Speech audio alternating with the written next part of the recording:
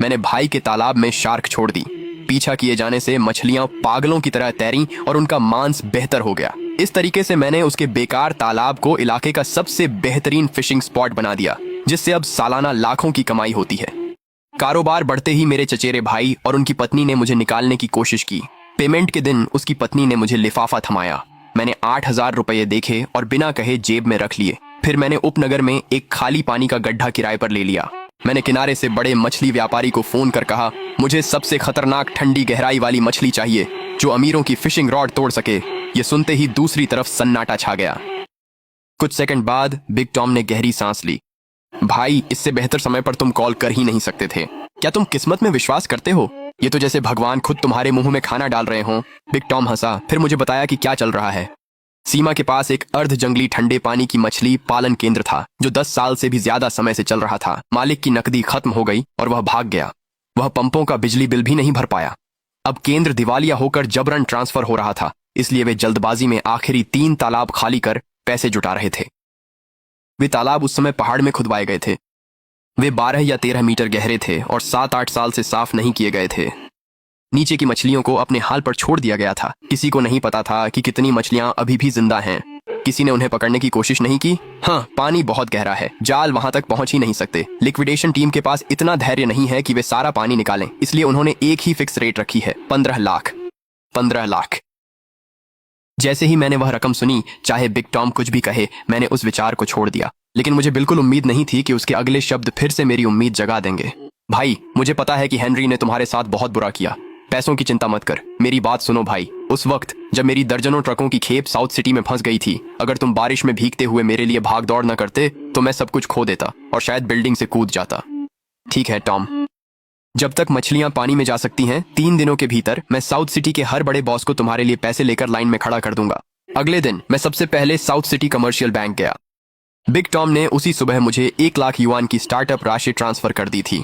फिर मैं सीधे उत्तरी उपनगरों में एक छोड़ी हुई पत्थर की खदान के गड्ढे में गया। उस समय सतह पर मोटी जलकुंभी तैर रही थी और किनारे पर सड़ी हुई जलघास की बदबू आ रही थी। लेकिन इस साधारण से दिखने वाले खदान के गड्ढे के नीचे साउथ सिटी की सबसे बड़ी भूमिगत ठंडी झरने की प्रणाली थी। पानी पूरे 15 मीटर गहरा था। जल्द ही मैंने पुराने केयरटेकर को ढूंढ लिया और उसे 8,000 युआन में 6 महीने की लीज पर हस्ताक्षर किए। फिर मैंने 2,000 युआन और खर्च करके एक खुदाई करने वाली मशीन किराए पर ली। सिर्फ 3 घंटे में उस मशीन ने खदान की दक्षिण दिशा वाली ढलान पर 10 चौड़े समतल वीआईपी मछली पकड़ने के प्लेटफॉर्म बना दिए।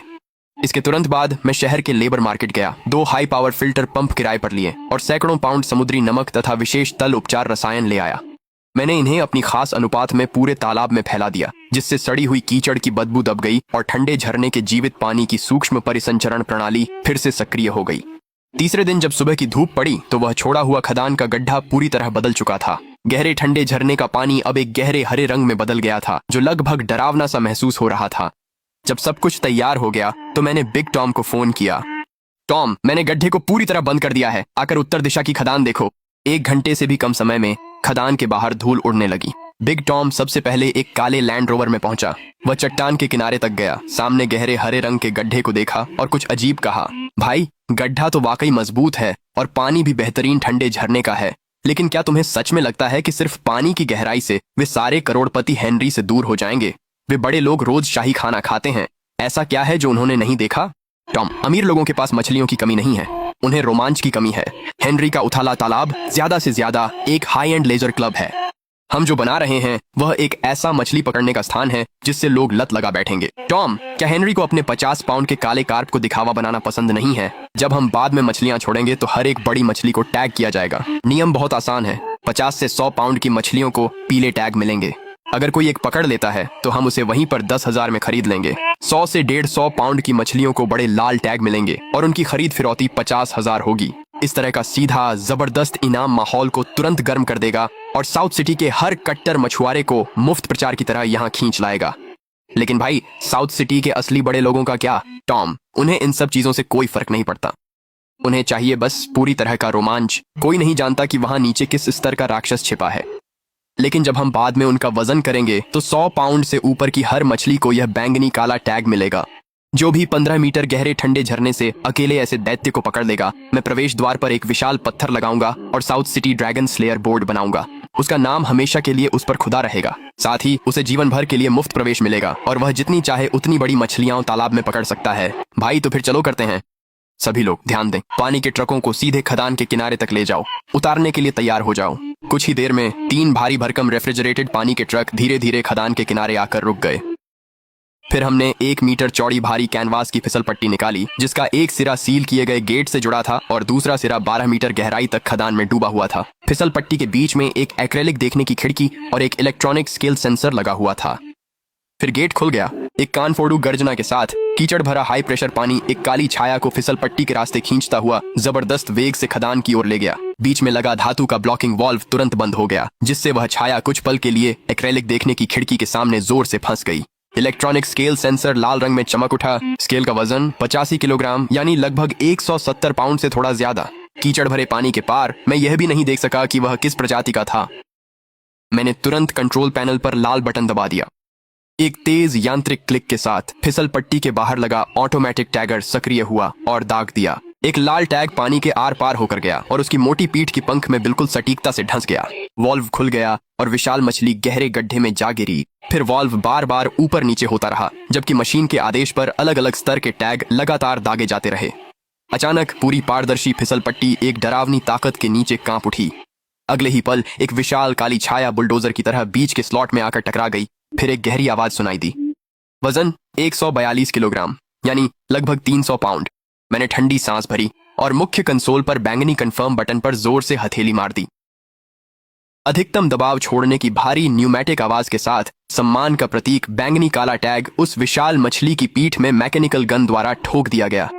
अगली सुबह जल्दी मैंने हमेशा की तरह वी चैट खोला और उन 30 से ज्यादा रेगुलर ग्राहकों को चुना जिन्हें मैंने खास तौर पर स्टार लेबल से मार्क किया था। वे सभी साउथ सिटी के स्थानीय बॉस थे जिन्हें मछली पकड़ना बहुत पसंद था। मैंने उन्हें एक नए ग्रुप चैट में जोड़ा। फिर पिछली रात गहरे पानी के उन राक्षसों को उतारते हुए जो वीडियो मैंने शूट किया था वह भेज दिया, लेकिन ग्रुप पूरे 10 मिनट तक शांत रहा। तभी बिल्डिंग मटेरियल बॉस रॉबर्ट बोला, जैक, तो अब तुम अपना काम कर रहे हो? ठीक है, जिस तरह तुम हमेशा हमारी मदद करते थे उसी भरोसे मैं अपने दोस्तों के साथ 10 जगह ले लेता हूँ। तुरंत ही ऑटो रिपेयर चेन मालिक डेविड भी आगे आया। जैक, ये वीडियो असली है या नकली? मेरे लिए एक जगह बचा कर रखना। मैं देखना चाहता हूँ कि तुम नीचे किस तरह के राक्षस छुपा रहे हो। ग्रुप चैट को देखते ही जैसे ही उसमें संदेशों की बांट आ गई, मैंने अपना फोन स्क्रीन बंद कर दिया और कभी कभी पानी पर विशाल पूंछ की जोरदार थपकी की आवाज सुनने लगा। हेनरी, आज मैं तुम्हारे पूरे ग्राहक वर्ग को जड़ से उखाड़ फेंकूंगा। शनिवार सुबह 9 बजे लग्जरी कारों की कतारें गहरे गड्ढे के बाहरी किनारे पर आकर रुकी।